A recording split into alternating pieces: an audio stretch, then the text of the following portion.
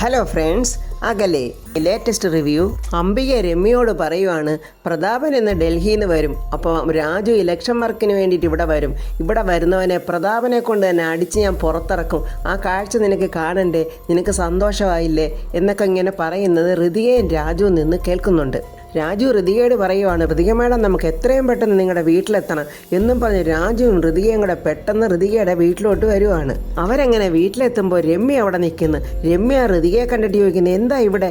അത് കൊള്ളാമല്ല, നല്ല ചോദ്യം. എൻ്റെ വീട്ടിൽ എന്താണെന്ന് നീയാണോ ചോദിക്കുന്നത്? ഞാനല്ലേ നിന്നോട് ചോദിക്കേണ്ടത്, നിനക്കിവിടെ എന്താ കാര്യമെന്ന്. അംബിക രമ്യ ഞാൻ വിളിച്ചിട്ട് വന്നതാന്ന് പറയുമ്പം പെട്ടെന്ന് ഋതിക പറയുന്നത്, എന്തിന് അമ്മായി എന്തിനാ ഇവളെ ഇങ്ങോട്ട് വിളിച്ചത്? ഇന്നിങ്ങനെ ചോദിക്കുമ്പോൾ അംബികയൊന്ന് ഞെട്ടുന്നുണ്ട്. എന്താ ഇവക്ക് ഇത്ര ധൈര്യമോ? എന്നിട്ട് പെട്ടെന്ന് ഋതിക പറയുക, അല്ല അമ്മായിയോട് എനിക്ക് വേണമെങ്കിൽ അങ്ങനെ ചോദിക്കാം, പക്ഷേ ഞാൻ അങ്ങനെ ഒന്നും ചോദിക്കുന്നില്ല. കാരണം നിങ്ങളിപ്പോൾ വലിയ ഫ്രണ്ട്ഷിപ്പിലാണെന്ന് എനിക്ക് നല്ലതുപോലെ അറിയാം. രമ്യയെ നീ ഇങ്ങ് കയറി വാ. രമ്യയെ വിളിച്ചിട്ട് ഇങ്ങനെ കെട്ടിപ്പിടിച്ച് സ്നേഹപ്രകടനമൊക്കെ കാണിക്കുവാണ് കേട്ടോ. ഋതിക രാജുവിനോട് പറയുന്നു, രാജു അച്ഛൻ ഇപ്പോൾ വരുമല്ലോ, ദീപക് ആ വീഡിയോ എന്തോ കൈവച്ചിരിക്കുന്നെന്ന് പറയുന്ന അവൻ അച്ഛനെ കാണിക്കുമല്ലോ. മേഡം എന്തിനാ പേടിക്കുന്നത്? അതിനൊക്കെ എന്ത് വീഡിയോ അവൻ കാണിക്കുന്നത്? അത് ഞാൻ അമ്പലത്തിൽ വെച്ച് രാജു എൻ്റെ കഴുത്തിൽ താലി കെട്ടിയില്ലെന്നും ഞാനത് മറച്ചു വെച്ച് എല്ലാവരോടും രാജുവാണ് താലി കെട്ടിയതെന്നും പറഞ്ഞ് അങ്ങനെയൊക്കെ ഞാൻ അഭിനയിച്ചത് കൊണ്ടാണോ രാജുവിന് ഈ ആക്സിഡൻറ്റ് വന്നത്? ആണെങ്കിൽ അതെല്ലാം ക്ഷമിക്കണേ എന്നൊക്കെ ഞാനിങ്ങനെ ദൈവത്തിൻ്റെ മുന്നിൽ കരഞ്ഞ് പ്രാർത്ഥിച്ച്. അപ്പോൾ ദീപക് അവിടെ നിൽപ്പുണ്ടായിരുന്നു. അവനത് വീഡിയോ പിടിച്ചതാണ്. അതായിരിക്കും അവൻ്റെ കയ്യിലിരിക്കുന്ന പ്രൂഫ്. രാജു എനിക്ക് പേടിയാകുന്ന ഇത് അവൻ അച്ഛനെ കാണിക്കും. ഇങ്ങനെ ഋതിക പറയുമ്പോൾ രാജു പറയുന്നുണ്ട്, മേഡം പേടിക്കാതിരിക്കുക, എന്തെങ്കിലും ഒരു വഴി നമുക്ക് കാണാതിരിക്കില്ല എന്നിങ്ങനെ പറഞ്ഞുകൊണ്ട് നിൽക്കുമ്പോൾ പ്രതാപ വർമ്മ അങ്ങോട്ട് വരുന്നുണ്ട്. രാജുവിനെ കണ്ട് പെട്ടെന്ന് പ്രതാപ വർമ്മ ചോദിക്കുന്നു, എന്താ രാജു നീ എന്താ ഈ വേഷത്തിൽ? അത് സാറേ ഞാൻ വാക്കിങ്ങിന് പോയതായിരുന്നു. അതിന് വാക്കിങ്ങിന് നീ ബൈക്കേലാണോടാ പോകുന്നത് എന്നും പറഞ്ഞ് വർമ്മ ചിരിച്ചോണ്ട് പറഞ്ഞു, നീ പോയി കുളിച്ചൊന്ന് ഫ്രഷ് ആയിട്ട് വാ, എന്നിട്ട് നമുക്ക് നീ ഓക്കെ ആണെങ്കിൽ നമുക്കൊന്ന് പുറത്തോട്ട് പോകാം എന്നും പറഞ്ഞ് പ്രതാപ വർമ്മ അകത്തോട്ട് പോവുകയാണ്. ഋതികയും രാജുവും അകത്ത് കയറി പോകുന്നുണ്ട്. പ്രതാപനെ കണ്ടതും അംബികയും ദീപക്കും രമ്യയും അവിടെ നിൽക്കുവാണ്. പെട്ടെന്ന് അംബിക ചോദിക്കുന്നു, യാത്രയൊക്കെ സുഖമായിരുന്നോ പ്രതാപ? അതേ ചേച്ചി, നിന്റെ മുഖത്ത് നല്ല ക്ഷീണമുണ്ടല്ലോ പ്രതാപ എന്ന് പറയുമ്പോൾ പ്രതാപം പറയുന്നുണ്ട്, ചേച്ചി അത് പാർട്ടിയുടെ മീറ്റിംഗ് യുവസംഘടനയുടെ ഒക്കെ ആയിരുന്നു. എല്ലാ സംസ്ഥാനത്തെയും കുട്ടി നേതാക്കന്മാരുണ്ടായിരുന്നു. അവരോടുള്ള മീറ്റിംഗിൽ സംസാരിച്ചിരുന്ന സമയം പോയതേ അറിഞ്ഞില്ല. അങ്ങനെ ഉറങ്ങിയപ്പോൾ വെളുപ്പിന് 3 മണിയായിപ്പോയി. ഫ്ലൈറ്റ് ആണെങ്കിൽ 6 മണിക്കായിരുന്നല്ലോ, അതാണ് ക്ഷീണം. ശരി പ്രതാപ, നീ പോയി അല്പനേരം ഒന്ന് ഉറങ്ങ്. ഉറക്കമൊക്കെ ഇനി ഉച്ച കഴിഞ്ഞേ ഉള്ളു ചേച്ചി, അത്യാവശ്യമായിട്ട് എനിക്കൊന്ന് പുറത്തോട്ട് പോകണം. അംബിക പെട്ടെന്ന് ദീപക്കിനെ കണ്ണു കാണിക്കുന്നു. ഉടനെ അവൻ അമ്മാവാ എന്നും പറഞ്ഞ് പ്രതാപനെ വിളിച്ചു നിർത്തുന്നു. എനിക്ക് അമ്മാവനോടൊരു പ്രധാനപ്പെട്ട കാര്യം പറയാനുണ്ട്. അതെ, കാര്യം എന്തായാലും കുറച്ച് കഴിഞ്ഞ് ഞാൻ ഇങ്ങോട്ട് ഇറങ്ങി വരും, അപ്പൊ പറഞ്ഞാൽ മതി. അമ്മാവാ, ഇത് ഇത്തിരി സീരിയസ് ആയിട്ടുള്ള കാര്യമാ. അമ്മാവൻ ഞാൻ കാണിക്കുന്ന വീഡിയോ ഒന്ന് കാണണം. എന്ത് വീഡിയോ ആടാ?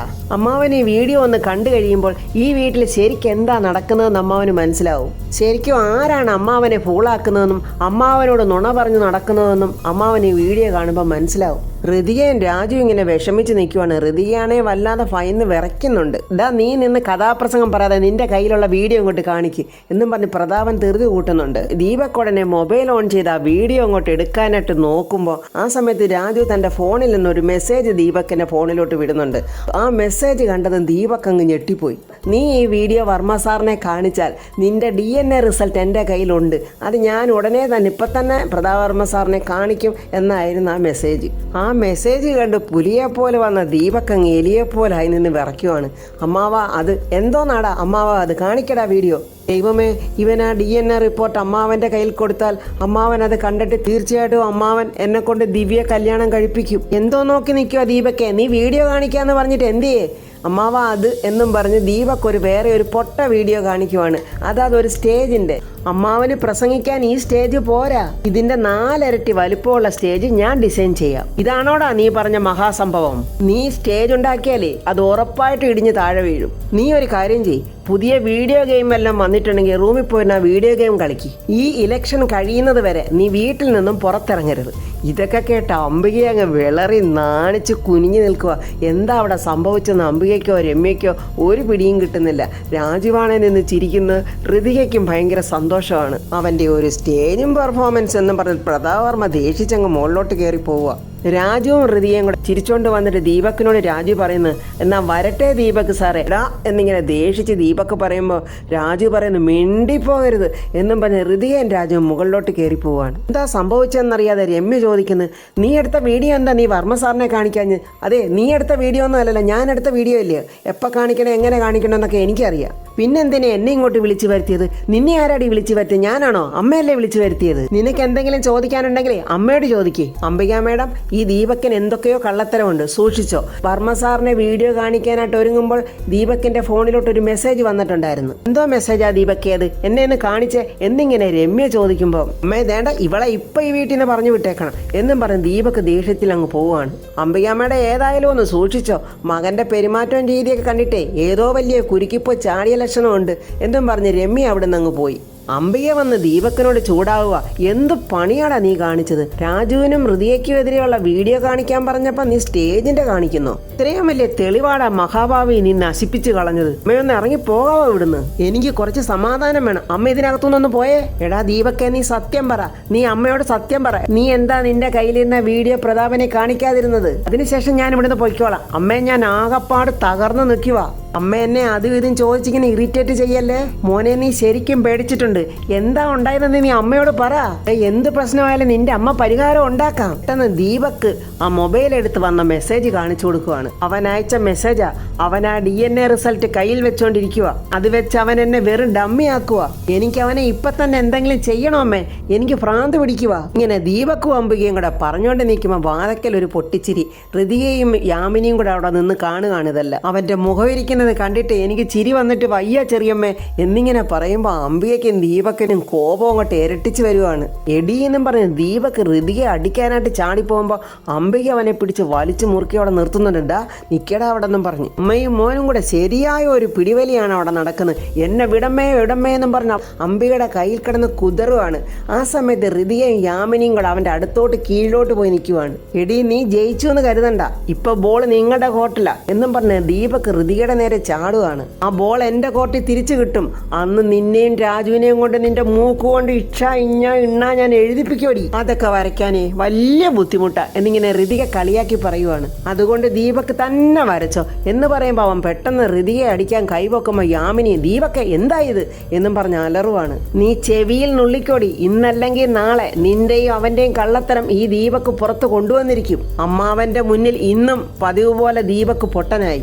എനിക്ക് നല്ല തൊലിക്കെട്ടിയാടി. എത്ര പരാജയപ്പെട്ടാലും നിന്റെയും രാജുവിന്റെയും കള്ളത്തരം പുറത്തു കൊണ്ടുവരാതെ ഞാൻ അടങ്ങത്തില്ലടി. അവസാന വിജയം ഈ ദീപക്കിന് തന്നെയായിരിക്കും. അന്ന് നിന്റെ ഈ കളിയാക്കി ചിരിയും പരിഹാസമൊക്കെ ഈ ദീപക്കിനൊന്നൊന്ന് കാണണം.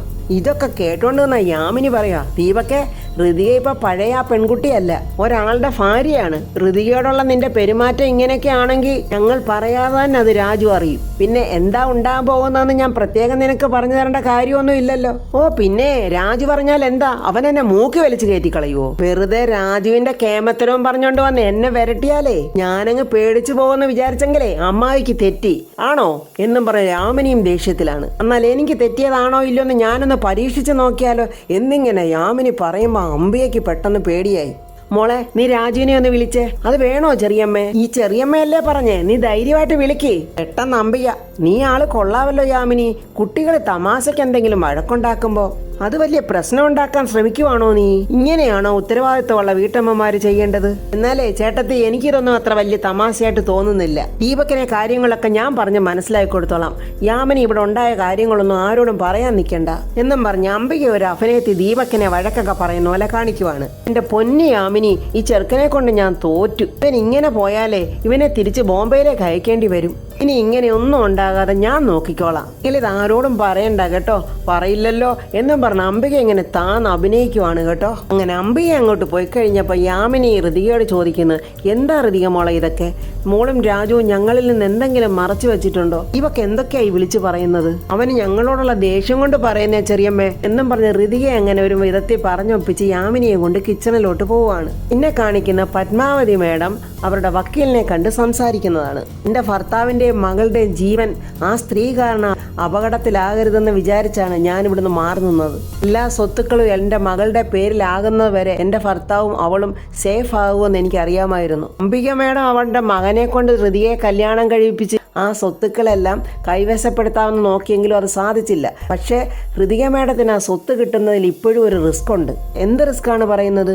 രാജുവും ഹൃതിക മേഡവും തമ്മിലുള്ള വിവാഹം കഴിഞ്ഞിട്ടും ഇതുവരെയും ആ സ്വത്തുക്കൾ ഹൃതിക മേഡത്തിൻ്റെ പേരിലോട്ട് മാറ്റാനുള്ള ഒരു പേപ്പർ വർക്കുകളും പ്രതാപവർമ്മ സാർ ചെയ്തിട്ടില്ല. വിവാഹം കഴിഞ്ഞിട്ട് ഇത്ര ദിവസമായിട്ടും പ്രതാപേട്ടൻ എന്താ ഇക്കാര്യത്തിൽ താല്പര്യം കാണിക്കാത്തത്? പത്മാവതി മേഡം വിചാരിക്കുന്നത് പോലെയല്ല. രാജുവും ഹൃതിക മേഡവും തമ്മിലുള്ള വിവാഹം പ്രതാപവർമ്മ സാറിൻ്റെ അറിവോടോ അനുവാദത്തോടോ കൂടി നടന്നതല്ല. അങ്ങനെ അവിടെ വെച്ച് ആ വക്കീൽ ഹൃതികയും രാജുവും തമ്മിലുള്ള വിവാഹം എങ്ങനെയാണ് നടന്നതെന്നുള്ളത് ഇങ്ങനെ പറഞ്ഞു കാണിക്കുവാണ്. രാജുവിൻ്റെയും ഹൃതികയുടെയും വിവാഹം നടന്ന ആ ദിവസം തന്നെ വർമ്മ സാർ അവരെ അവിടെ നിന്ന് ഇറക്കി വിടുകയാണ് ചെയ്തത്. സ്വത്തുക്കൾ എത്രയും പെട്ടെന്ന് എൻ്റെ മകളുടെ പേരിലോട്ട് മാറ്റിയില്ലെങ്കിൽ എൻ്റെ മകളെ ഉപദ്രവിക്കാനുള്ള കെണികളൊക്കെ അവർ ഒരുക്കില്ലേ വെക്കില്ലേ? തീർച്ചയായിട്ടും രാജുവിന് ഈയിടെ ഉണ്ടായ ആക്സിഡന്റ് പോലും അതിൻ്റെ ഭാഗമാണോ എന്ന് സംശയിക്കേണ്ടിയിരിക്കുന്നു. വർമ്മ സാർ രഹസ്യമായിട്ട് രാജുവിന് ആക്സിഡന്റ് ഉണ്ടായതിനെക്കുറിച്ച് രഹസ്യമായിട്ട് അന്വേഷിക്കുന്നുണ്ടെന്നാണ് ഞാൻ അറിഞ്ഞത്. എങ്കിൽ എനിക്ക് ഉറപ്പാ വക്കീലെ, അതിൻ്റെ പിന്നിലും അംബിക ചേച്ചിയും അവരുടെ മകനുമായിരിക്കും. വക്കീൽ, എനിക്ക് വേണ്ടി അംബിക ചേച്ചിയെ കണ്ടെന്ന് സംസാരിക്കാവോ? ഒരു സന്ധി സംഭാഷണത്തിനെങ്കിലും. അവർക്ക് വേണ്ടത് എന്താണെന്ന് വെച്ചാൽ കൊടുക്കാം. എൻ്റെ മകൾ അവളുടെ ഇഷ്ടത്തിന് സമാധാനത്തോടും സന്തോഷത്തോടെയും ജീവിക്കട്ടെ. അതിന് പകരമായി അവർക്ക് എന്ത് വേണമെന്ന് ചോദിക്കുക. എത്ര കൊടുത്താലും അംബികയുടെ ആർത്തി തീരുമെന്ന് എനിക്ക് തോന്നുന്നില്ല. പത്മാവതി മേഡം ഇപ്പൊ വിഷമിക്കണ്ട. രാജു വർമ്മ സാറിന്റെ വിശ്വസ്തനായിരുന്നു. ഹൃതിക മേഡവും രാജുവും പ്രണയിച്ച് വിവാഹം കഴിച്ചത് വർമ്മ സാറിന് വിശ്വസിക്കാനായില്ല. അതുകൊണ്ടാണ് വർമ്മ സാർ അവരെ വീട്ടിൽ നിന്ന് ഇറക്കി വിട്ടത്. പക്ഷേ ഇപ്പോൾ കാര്യങ്ങൾ അങ്ങനെയൊന്നുമല്ല. അദ്ദേഹം അവരെ അംഗീകരിച്ചു കഴിഞ്ഞിരിക്കുന്നു. എത്രയും പെട്ടെന്ന് സ്വത്തുക്കളുടെ കാര്യത്തിലും വർമ്മ സാർ ഒരു തീരുമാനം എടുക്കുമെന്ന് എനിക്ക് നല്ല വിശ്വാസമുണ്ട്. നമുക്ക് കുറച്ച് നാൾ കൂടെ വെയിറ്റ് ചെയ്യാം. വർമ്മ സാർ സ്വത്തിൻ്റെ കാര്യത്തിൽ ഒരു തീരുമാനം എടുത്തില്ലെങ്കിൽ എന്നിട്ട് വേണമെങ്കിൽ നമ്മൾ വർമ്മ സാറിൻ്റെ വക്കീലുമായിട്ട് സംസാരിക്കാം. ഇപ്പോൾ അതുവരെ എൻ്റെ കുട്ടികളുടെ സുരക്ഷതയോ? അത് പേടിക്കണ്ട മേഡം, അവരിപ്പോൾ വർമ്മ സാറിൻ്റെ കൂടെയല്ലേ. ഹൃതിക മേഡത്തിൻ്റെയും രാജുവിൻ്റെയും കാര്യങ്ങൾ ഓർത്ത് പത്മാവതി മേഡത്തിന് ടെൻഷനേ വേണ്ട. അങ്ങനെ അവിടെ വെച്ച് അവർ കാര്യങ്ങളൊക്കെ പറഞ്ഞ് പിരിയുകയാണ്. ഇവിടെ പ്രതാപവർമ്മയുടെ വീട്ടിൽ യാമിനിയും ശേഖറും ഹൃതികയും കൂടി ഇരുന്ന് സംസാരിക്കുവാണ്. ദീപക്കിൻ്റെ സ്വഭാവമൊക്കെ മോക്ക് അറിയാവല്ലോ.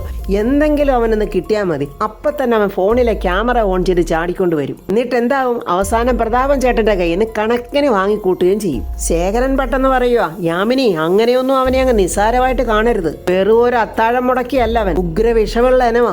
ചേച്ചിയുടെ എല്ലാ ഗുണങ്ങളും അവന് പകർന്നു കിട്ടിയിട്ടുണ്ട്, അവനെ സൂക്ഷിക്കണം എന്നിങ്ങനെ ശേഖർ പറയുന്നത് അംബികയും ദീപക്കും കേൾക്കുവാണ്. ഇത് കേട്ടിട്ട് ദീപക് അംബികയോട് പറയുക, ആദ്യം അമ്മയുടെ ഇളയ ആങ്ങളെയും അവന്റെ ഭാര്യയും ആ കുട്ടി പിശാചിനെ അടിച്ച് പുറത്തിറക്കണം. ഇയാൾക്ക് വേറെ പണിയൊന്നുമില്ലേ? തടിമില്ലും കുന്തവും കുടച്ചക്രവും ഒക്കെ സ്വന്തമായിട്ട് പേരിലാക്കി വെച്ചിട്ട് വന്നിരിക്കുക, തിന്നുക, ഉറങ്ങുക, എന്നിട്ട് എൻ്റെ കുറ്റം കണ്ടുപിടിച്ച് പറയുക. അവരെന്താന്ന് വെച്ചാൽ പറയട്ടെ ദീപക്കെ, നീ മിണ്ടാതിരിക്കേ. ഇതെല്ലാം ഇന്നല്ലെങ്കിൽ നാളെ ഈ അംബികയുടെ കയ്യിൽ വരും എന്നും പറഞ്ഞ് അഹങ്കാരത്തോടെ പുഞ്ചിരിച്ച് നിൽക്കുവാണ് അംബിക. അപ്പോൾ ഫ്രണ്ട്സ്, ഇതെല്ലാം അംബികയുടെ കയ്യിൽ ചെല്ലുവോ? അംബികയും മകനെ ഇവരെല്ലാവരും ചേർന്ന് ചവിട്ടി പുറത്താക്കുവോ എന്നറിയില്ല. എൻ്റെ അടുത്ത വീഡിയോയുമായി നാളെ കാണാം. അപ്പോൾ എൻ്റെ വീഡിയോ ഇഷ്ടപ്പെട്ടാൽ ലൈക്കും കമൻസും, സബ്സ്ക്രൈബ് ചെയ്യാത്തവർ സബ്സ്ക്രൈബ് ചെയ്യണേ.